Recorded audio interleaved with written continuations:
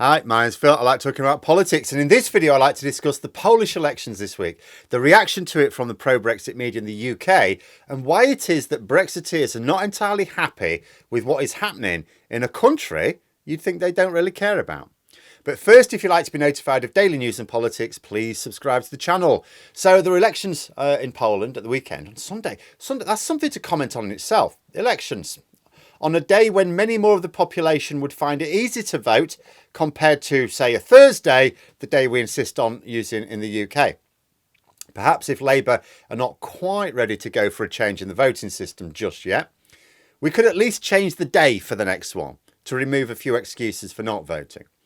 But the results are what may have been, they may create a huge impact here. The ruling right-wing party, who had been scaling back democratic norms and constraining the Polish judiciary, have won the most seats, but well short of a majority.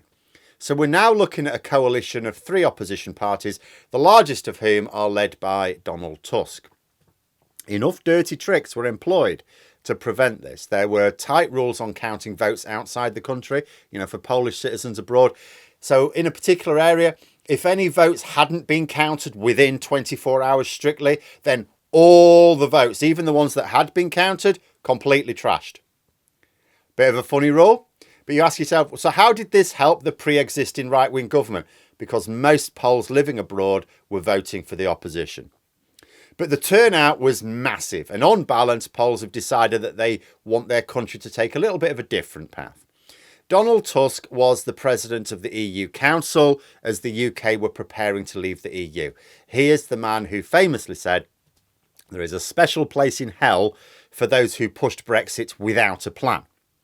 So as you can imagine, the Brexit media in the UK aren't all that keen on him. Although I have to say, for those who were upset at that statement he made, he said he didn't say those who pushed Brexit. He said those who pushed Brexit without a plan. So by taking umbrage at what he said, they're basically admitting they pushed Brexit without a plan. But all of them did. The Telegraph's really dooming now that he's likely to become the head of the Polish government. But why do they care? Well, partly possibly because Poland was a useful distraction for the EU and now is unlikely to be. Tusk is incredibly pro-EU. In fact, in what I can only assume was a bit of cheekiness, his party's slogan for these Polish elections was "Take back control." It would have been in Polish, of course. Only in his case, I think he meant for the people, not the elite. Something that's a lot easier when most of your national legislators are chosen by proportional representation. For the past few years, I've pointed to the fact that Poland and Hungary have represented a serious problem for the stability of the EU. You might argue Italy is now a worry, but with Poland returning to a government more in tune with the political aims of the EU, Hungary a little bit more isolated. But the Telegraph do not care explicitly about aggro between Orban and the EU. They care about what it means for the UK. Their byline read, "The former president of the European Council may soon be reappointed Poland's Prime Minister. It will reopen old wounds." Or will it? Which wounds? Not in the EU. The vast majority of member states will welcome it. Not in the UK. The majority of people regret Brexit and want, at the very least, a much closer relationship once again, if not the closest of all. Tusk as Poland's Prime Minister can only be a positive in that regard. I also don't know what the Telegraph imagine he's going to do as Prime Minister. Do they think he's going to start platforming the idea of the UK rejoining? He's got bigger problems, like restoring democracy in his own country and helping the EU navigate through the various challenges facing them. But whatever it is they think he is going to do to upset them, he's certainly upsetting them. At one point, this article described petulantly how the right-wing Law and Justice Party had 36% of the vote. It keeps changing a little bit. Remember, we didn't get all the voting in. Compared to Tusk's Civic Coalition of about 31%. As if getting the most seats, even if well short of a majority, should let you rule supreme. Only Tories could decide that getting 36% of the vote should make you the winners and permit you 100% of executive power.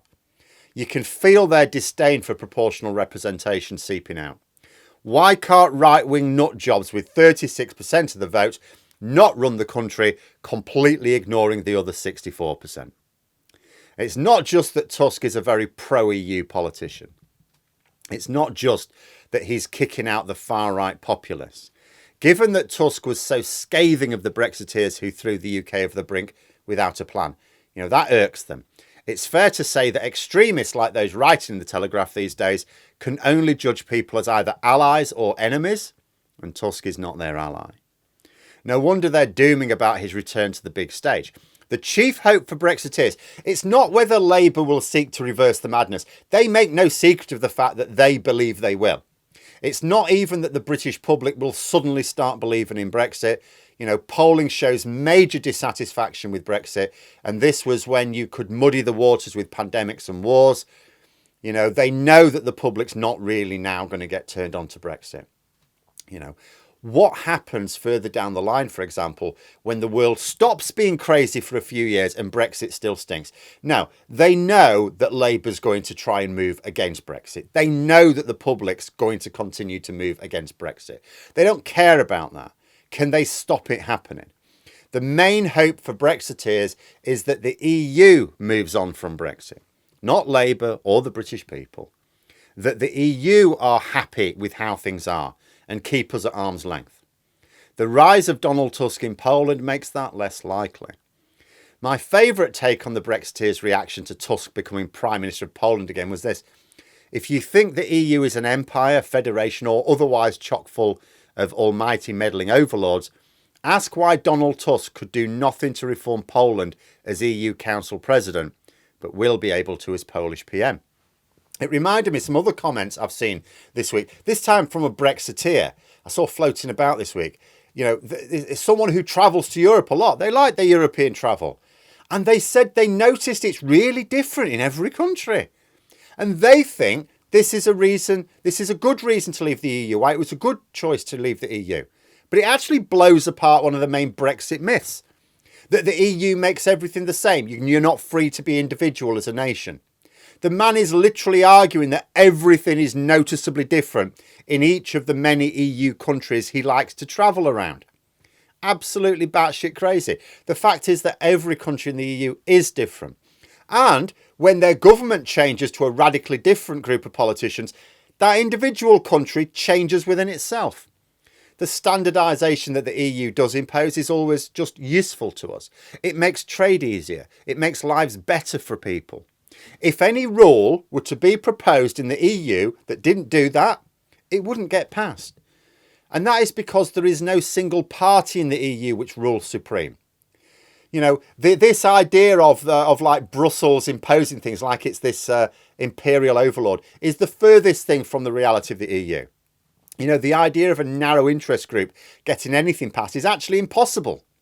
That's what the Brexiteers hated, that it's impossible for their shadowy cabal of billionaires and shills to get their own way because nothing gets passed in the EU without building up a consensus amongst lots of different countries and political parties, all with their own individual ideas and aims.